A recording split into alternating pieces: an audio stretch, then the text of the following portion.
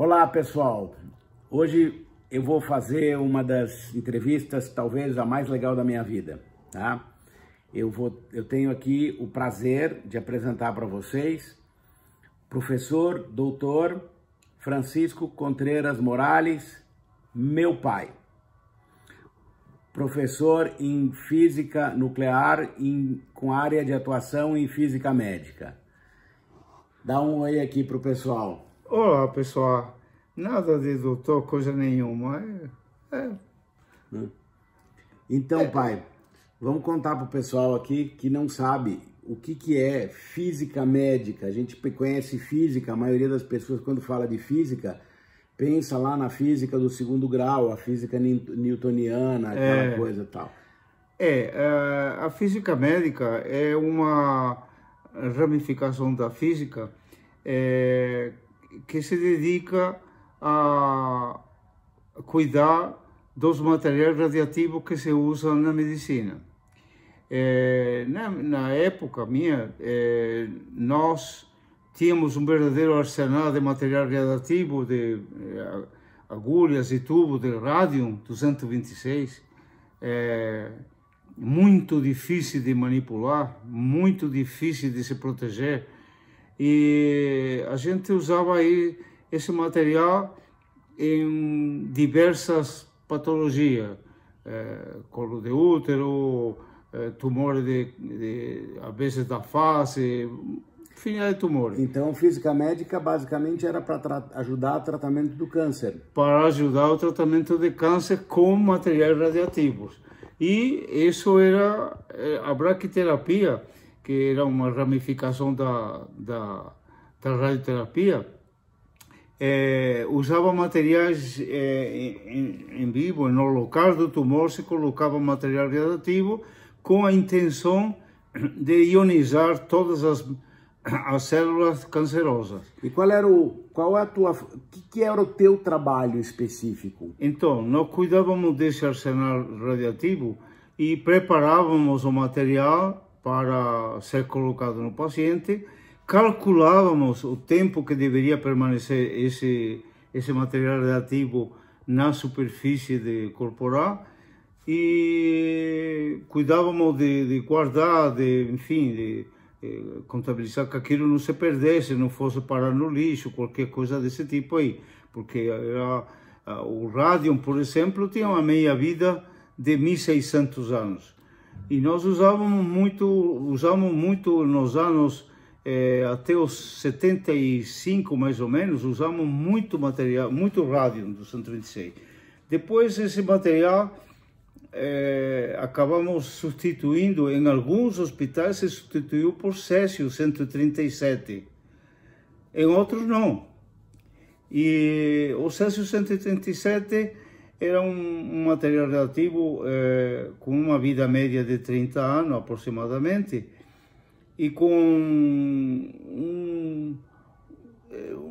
muito mais fácil da gente se proteger dele, porque normalmente o pico de energia era um ou dois só, ao contrário do rádio, e então era mais fácil se proteger. Então deixa eu resumir aqui. Então, um paciente que tinha um diagnóstico de câncer, sim, o médico indicava, por exemplo, radioterapia. Sim. Aí ele chegava na tua unidade, né? Não, então ele mandava no Hospital do Câncer, os pacientes eram diagnosticados nos departamentos de base, por exemplo, na ginecologia ou na cabeça-pescoço, e se nessas unidades se percebia que havia necessidade de fazer radioterapia ou braquiterapia, era mandado para a radioterapia. O paciente, quando chegava na radioterapia, já vinha diagnosticado, mas então se fazia radioterapia ou braquiterapia, ou os dois, um e outro. Sim, mas aí que tá. Uma vez o paciente vinha para os cuidados do teu departamento, cabia a você... Não, cabia primeiro o radioterapeuta médico, ele fazia uma anamnese primeiro e aí então ele disse, bom, vamos prescrever o que íamos fazer. Daí então ia parar na mão do físico, para o físico preparar o plano de tratamento, o tempo que teria que estar submetido à radiação e quantas vezes, enfim, tudo isso aqui. Então havia a radioterapia externa, que era aplicada na época, nos anos 70, comecinho de 70, nós tínhamos uma bomba de cobalto. O que é isso? Na bomba, a gente, popularmente se falava bomba de cobalto. Era uma unidade mecânica com uma fonte radioativa de cobalto 60 e que, por mecanismos de sincronização, projetava um feixe de radiação em uma determinada superfície que era variável até um determinado limite. Para tratar câncer. Para tratar qualquer tumor mais profundo. E essa era a primeira etapa. Normalmente, por exemplo, um colo de útero, se fazia uma radioterapia externa até um determinado limite e depois, tumores muito resistentes, se fazia um complemento com braquiterapia. Com a braquiterapia, naquela época, a paciente era internada e se colocava no aparelho genital feminino, no fundo do colo de útero e no próprio útero, se colocava então material radiativo e a paciente permanecia com esse material radiativo por normalmente 3 dias e depois se retirava. Ah, peraí, essa história aqui é legal porque eu tenho participação nesse negócio. Antigamente, para colocar o material radioativo no colo do útero da mulher, se fazia numa sala de cirurgia que a radioterapia tinha. Era uma sala com um tipo de um quirófano pequeno, adaptado. Mas todo mundo tomava um monte de radiação, né? Ah, sim. Aí a lambuzaria era geral. Era já desde que a gente retirava o material do cofre, que o material era guardado num cofre de chumbo, com porta de chumbo, enfim, proteção, e dentro de umas gavetinhas que tinha, eram todas de chumbo, normalmente de 6 centímetros de espessura entre o material e a superfície, e o material era guardado lá.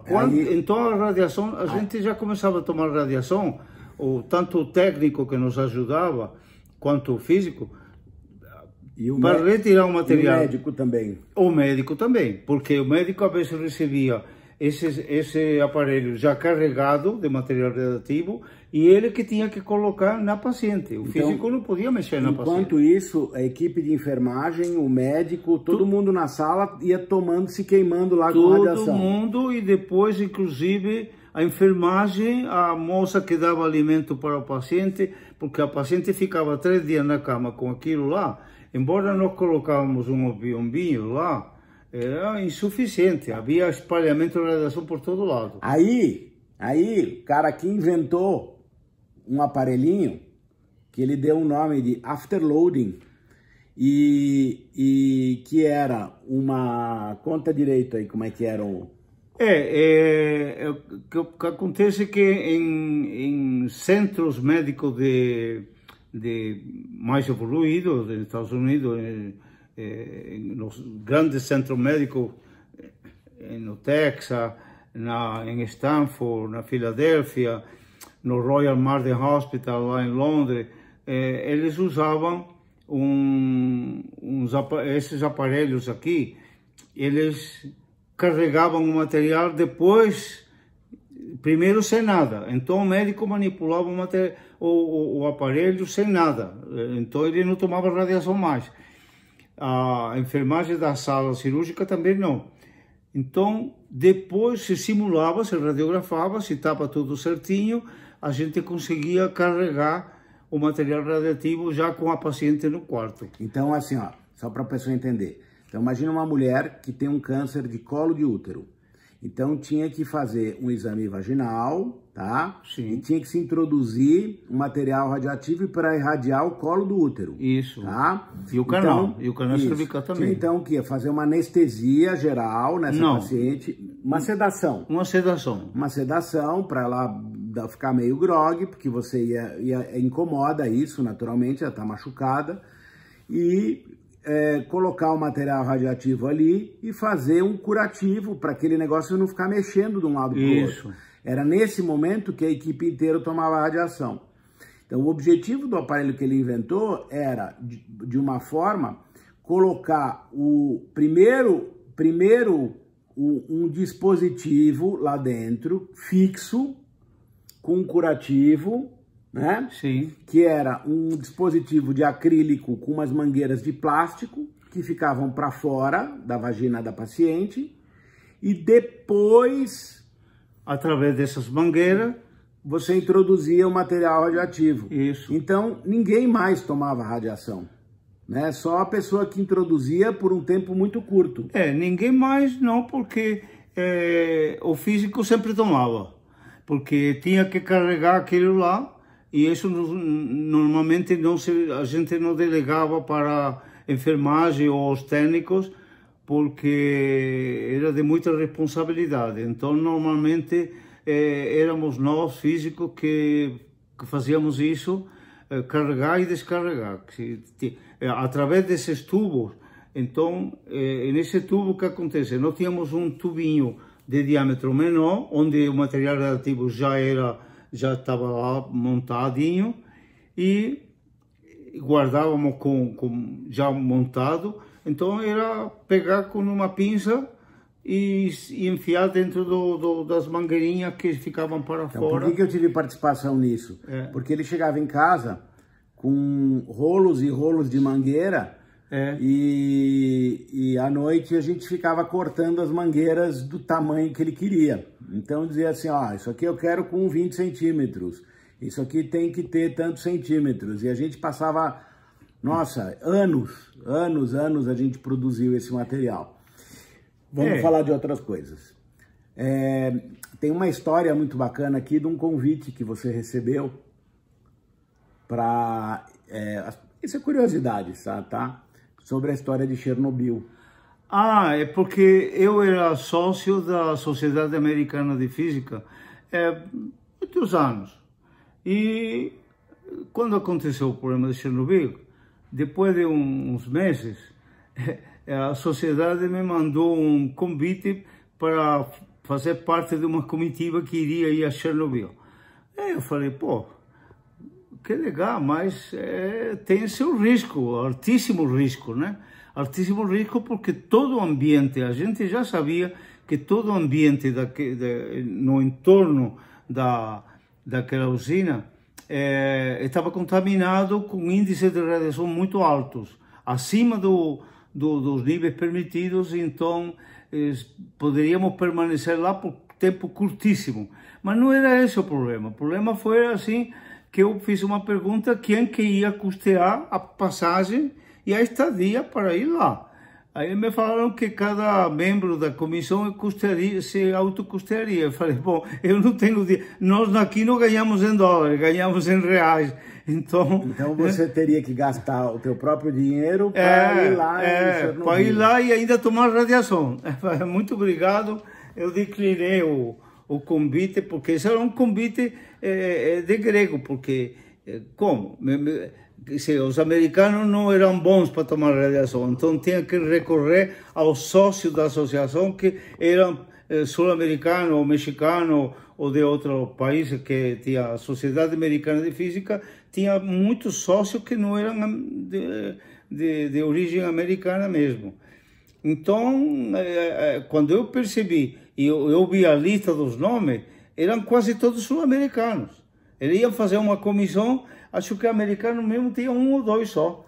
O resto cobaia, né? Era uma comitiva de 15 pessoas, onde 12 eram todos sul-americanos. Falei, quer saber de uma coisa? Já tomo muita radiação aqui no trabalho que a gente faz, porque era uma época também, no começo dos 70, até que havia muitos indigentes. Nós tínhamos, por exemplo, quase que 60% dos pacientes que se tratavam de radioterapia, ou braquiterapia no Hospital do Câncer, eram indigentes. E isso era tratado de graça. Não se ganhava, nem a equipe não ganhava nada. O que você acha daquela época de 1970 e pouco, que você começou no Hospital do Câncer? 70. 70 que começou no Hospital do Câncer. O que dentro da área da radioterapia, que tipo de avanço significativo teve nesses 40 anos que você ficou lá? Teve muita coisa boa, porque a braquiterapia logo... O que é braquiterapia, pai? É o tratamento de tumores com material radioativo no local do tumor. E tem a teleterapia, que é tratar com radiações tumores à distância. Então, por exemplo, é um aparelho que a fonte radioativa está a 1 metro, por exemplo, da superfície do paciente. E braquiterapia é quando você tem uma agulha, por exemplo, espetando o local do tumor? Sim, se fazia muito agulhamento de tumores de língua, de base de língua. Isso é braquiterapia? Braquiterapia. Tá. Quando você fazia o tratamento com material ativo no local do tumor. Então, continua. O que evoluiu? Bom, a braquiterapia evoluiu de fazer afterloading, ou seja, carregamento do material ativo depois que todo o conjunto de aparelhos já estava dentro da paciente. Então, isso evoluiu muito. E já pintando já no fim do século, surgiram aparelhos tipo robô que vinham com uma fonte radioativa de 1 milímetro de diâmetro e 3 milímetros, não chegava a 4 milímetros de comprimento, com um cabo, e era teleguiado. Então se colocava numa sala blindada, a paciente em posição ginecológica, se introduziam os aparelhos, colocavam os aparelhos, como sempre se colocaram mesmo, só que ligados com mangueira no robô. E o robô era telecomandado. A gente de uma outra sala, a gente fazia todo o comando e o planejamento de tudo isso aí. Se fazia uma radiografia, a gente entrava, escaneava no computador e se fazia um plano de tratamento em 5 minutos, mais ou menos. E no começo a gente demorava um pouco mais, 8, 10 minutos, mas depois em 5 minutos a gente fazia. E isso foi uma evolução violentíssima, porque uma fonte radioativa com essas dimensões, era possível fazer isso. Com as fontes radiativas que nós tínhamos antes disso, os tubos de césio, os tubos de rádio, eram muito grossos, eram quase que 2,5 milímetros, quase 3 de diâmetro, muito comprido, muito grossos, não dava para fazer isso. Mas dessa forma aí, se robotizou então a braquiterapia. Então se faziam praticamente quase que tudo. Bem, ainda sobrou alguma coisa, agulhamento de língua, essa coisa que se faziam com o método antigo. O que você acha que ainda tem para evoluir na radioterapia? Bom, isso na braquiterapia. Na teleterapia, as unidades de cobalto começaram a ser substituídas por aceleradores lineares, e esses aceleradores lineares produziam o quê?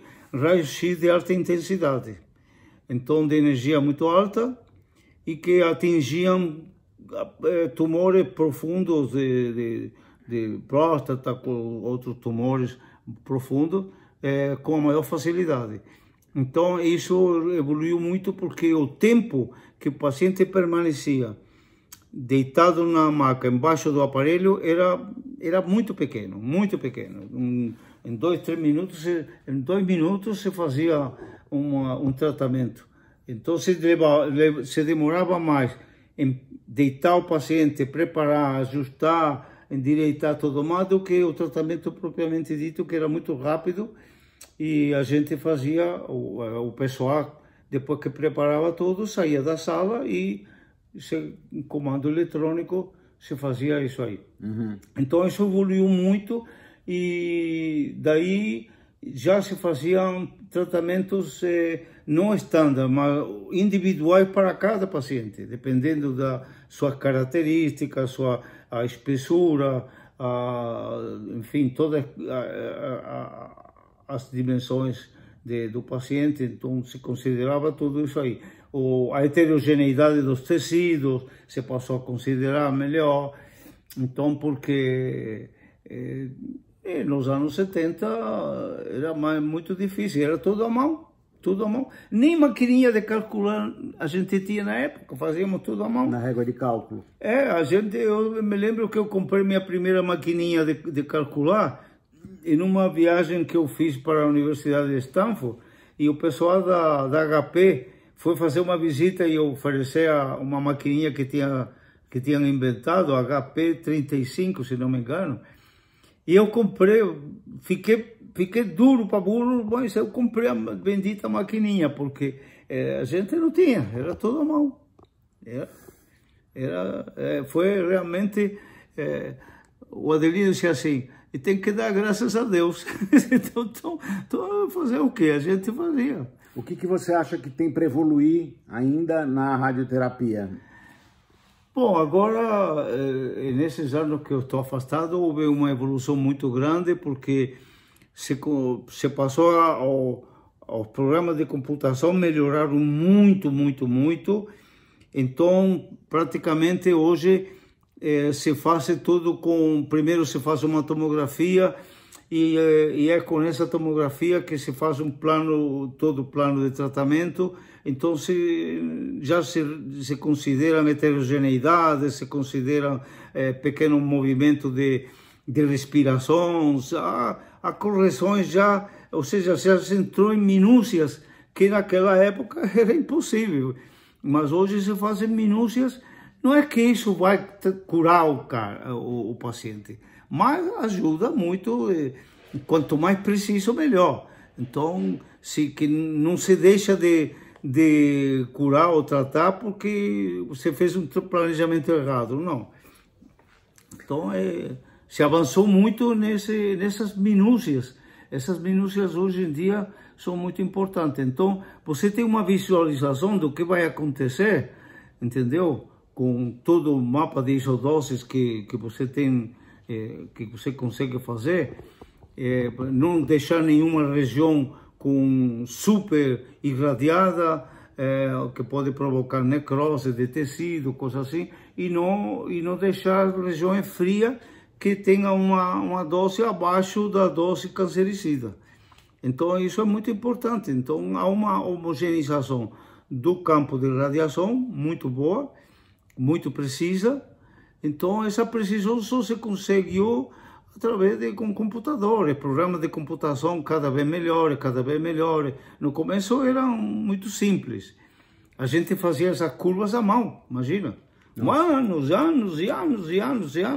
A gente ensinava os residentes que vinham aprender, tudo mais, a fazer tudo à mão.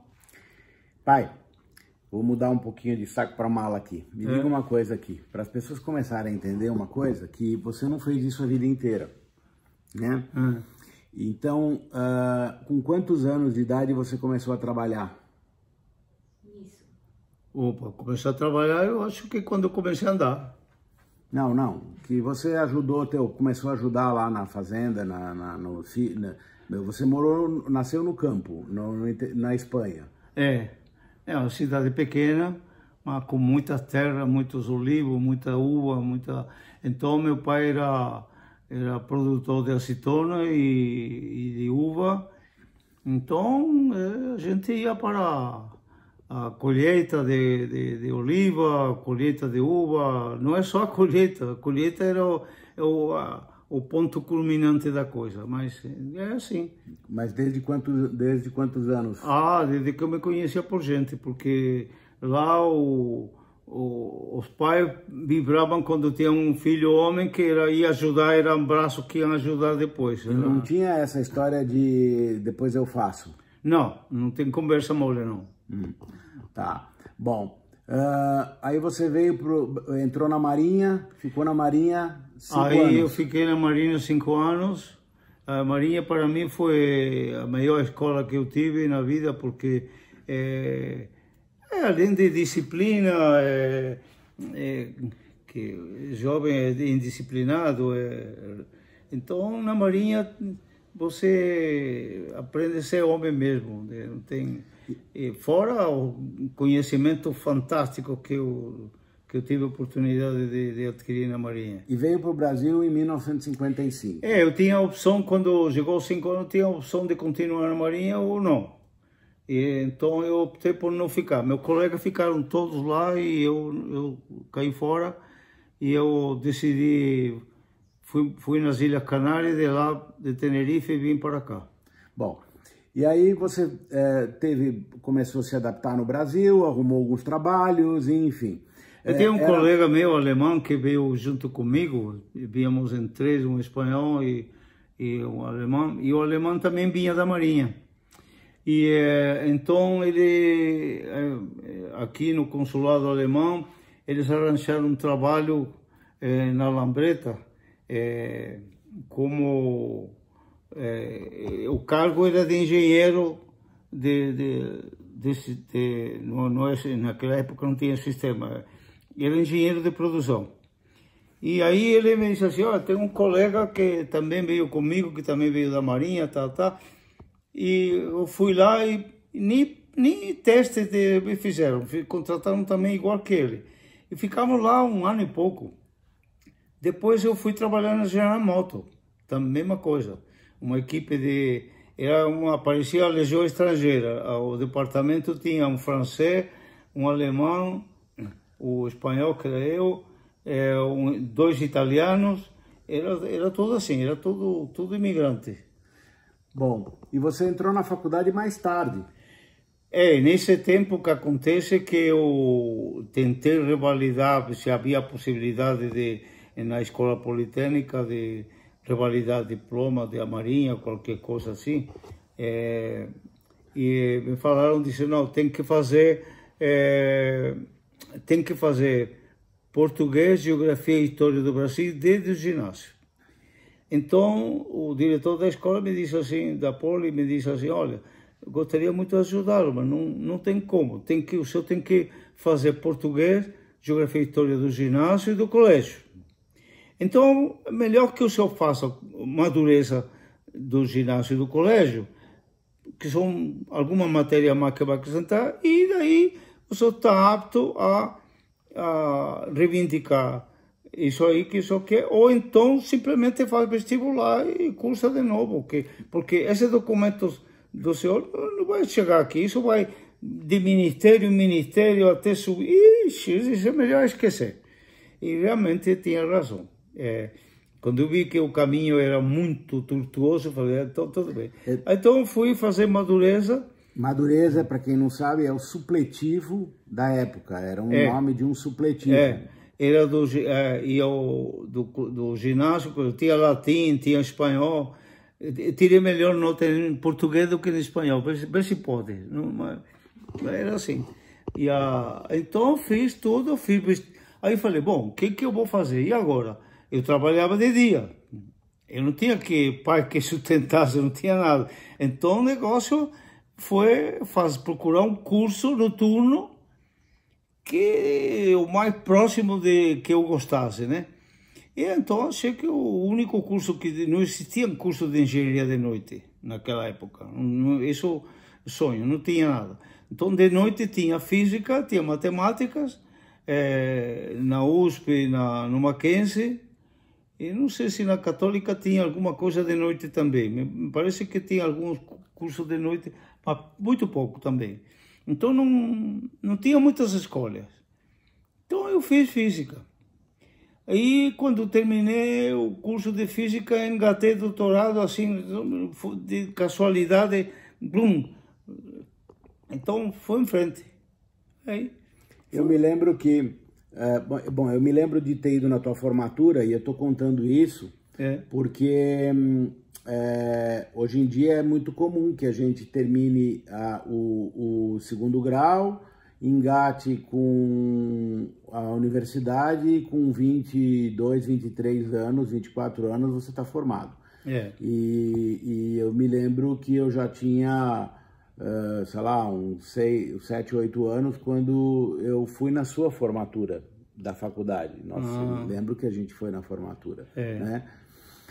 Assim como um barulho de infância que eu tenho era da máquina de escrever da minha mãe datilografando a tese de doutorado tua. Era uma máquina IBM daquela de bolinha. Não, Olivetti. No começo era um Olivetti. Isso. Mas a tua tese de doutorado, ela ficou, você não pôde publicar ela ficou parada. Não é publicar, não pude... Você não pôde apresentar, né? Houve um problema com os professores lá na USP,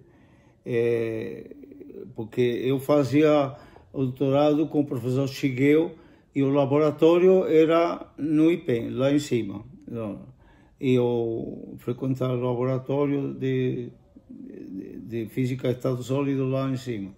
Então, depois, quando estava escrevendo já no final, estava pronta, o professor chegou e disse assim, tem um problema, não vai dar para defender, vamos ter que procurar outro lugar, sei lá, alguma briga entre eles lá, os professores, e então ficamos em 3 pendurados desse jeito aí, e depois então eu fui falar com a professora Aurora, que era, na época, ela era chefe de um departamento lá no Mackenzie, e ela foi minha professora de química. Então ela me disse assim, não, pode, traz tua tese aqui no Mackenzie, não tem problema nenhum. Pode. Eu vou resumir essa história. A tese de doutorado dele ficou inédita por 10 anos. Não, ficou uns 5 anos, 4 anos parada. Sim, mais o tempo que levou para apresentar. Sim, bom, então, só para a tese até está escrita, porque era todo deu quase praticamente 10 anos. A coleta de dados era muito devagar, porque eram pacientes que a gente selecionava dentro dos critérios estabelecidos, e então às vezes o paciente tinha uma intercorrência ou falecia, e eu precisava repetir a experiência, o paciente não achava mais. Então o trabalho de campo foi muito trabalhoso mesmo, muito ruim. A defesa da tese, eu já estava na faculdade de medicina, né, na defesa da tese dele, e tive a honra de assistir. E foi o primeiro 10 na área, com louvor, em 102 anos da Universidade Mackenzie. Então isso foi uma coisa muito bacana. Quer dizer, mesmo começando a universidade mais tarde, com toda a dificuldade de apresentação desse doutorado, foi isso. Você trabalhou, pelas minhas contas, 61 anos. Se aposentou porque a gente não aguentava mais, você botou você meio na marra, assim, né? Mas não parou, não se aquietou. Então... quando chegou o tempo de aposentadoria do SUS, tanto o Adelino se aposentou e depois eu também, mas a gente continuou trabalhando em regime de terciarizado, ficamos trabalhando até que o departamento inteiro saiu do hospital. Então, mas hoje em dia tem 2 coisas que ele manteve ocupando a cabeça. Uma é ajudando a esposa dele a produção de trabalhos científicos e leitura de trabalhos científicos. Sim. Né? Então, isso foi mantendo a cabeça dele. E a segunda é uma paixão nova que ele adquiriu aos 84 anos. Começou a pintar. Que ele começou a pintar. Óleo sobre tela. Então, eu vou mostrar para vocês algumas produções dele, que ele começou aos 84 anos. Então, ele está com 88, fazendo quantas aulas? 5 aulas de ginástica por semana. e com essa cabeça. Então vou mostrar para vocês agora aqui algumas produções artísticas que ele começou aos 84 anos. Nunca tinha pintado nem nada na vida, nem rabisco, tá? Então é só para mostrar como é que a gente pode manter a cabeça viva e o corpo vivo, a alma viva. Vem cá, vamos me acompanhando aqui. Tá, então é o seguinte, há 4 anos atrás, a esposa dele arrumou uma escola de pintura aqui perto da casa dele, né? É isso? Tá? Deu uma malinha para ele de presente, de uma maletinha com pincel, e ele foi lá. 2 semanas... Aí o professor me mandou pintar. Mandou pintar. O que eu era capaz de fazer? Que ele queria ver até onde que eu ia sozinho. 2 semanas depois, tá? Ele apresentou isso aqui. Esse foi o primeiro quadro. Só tinha uma aula por semana. Tinha uma aula por semana, 2 semanas depois ele veio com esse quadro aqui. Bom, tiveram vários outros, eu vou mostrar só alguns. Aí aqui já tem uma série do folclore africano. Aqui tem outro folclore africano.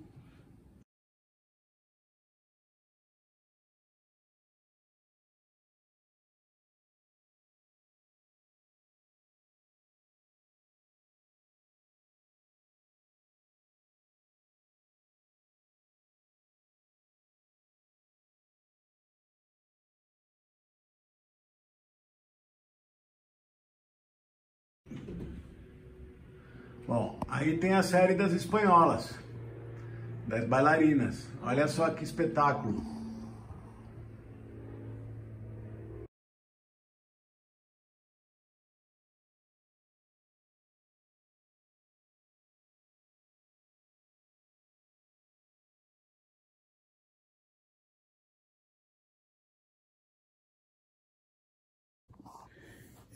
Eu me encontrei na pintura. Nunca podia imaginar. Eu sempre gostei muito, né? Sempre gostei muito. Eu, quando ia a Madrid, ia no Prado, a ver as obras de... a primeira coisa que fazia era ver todas as obras de Picasso, e outro pintor que eu gostava muito era Goya. Apesar dos quadros serem muito escuros, mas... é um escuro com uma profundidade, com aquelas obras, a barra de Goya, fantástico. Eu precisava ser muito gênio demais. Eu nunca pretendi fazer nada, eu pintava porque eu gosto, mas coitado, meu professor era especialista em paisagens, então eu pintei o primeiro quadro de paisagem, mas eu não gostava de paisagem. Eu falei, vou pintar espanholas. Vou pintar espanholas, que é um negócio que eu gosto, então... E aí... Bom, qual é o projeto até o 120? Eu acho que agora, quando chegar no centenário, eu espero que já tenha uma coleção boa, né? Porque estamos trabalhando para isso, aos trancos e barrancos estamos tentando chegar nos 100 anos, mas está difícil, mas não é impossível, então vamos tentar. Vamos tentar porque vamos chegar lá. Tá bom. Tomamos muita pedrada pelo caminho, muito tropeção, mas vai o que vai. Então, para a geração jovem, dizer que não é nada fácil, né? Hein? Para a molecada que está começando. Putz, essa coisa de ser tudo muito fácil. É muito fácil, coisas fáceis não fazem um homem, não. É como a gente diz no mar, né? Que tempo bom não faz um bom marinheiro. Não. Tem que ter tempestades, e senão não vai. É isso aí. Bom, um prazer. Obrigado. E que a gente possa repetir essa entrevista daqui a 12 anos. Daqui a 12 anos, em 2032, nós vamos fazer uma festa. Até lá eu espero pintar mais, porque esse ano da pandemia a mulher não me deixa pintar em casa porque tem o cheiro da pintura. da tinta. Então, a escola está fechada porque precisa de espaço de entre um e outro, e lá não dá. É na sacristia da igreja e o padre não deixa. Tá bom. Então, tem que esperar passar essa pandemia aí. Obrigado, gente. Obrigado, pai. Ah. Fiquem com a gente, pessoal. Obrigado por curtir essa experiência comigo. Um abraço.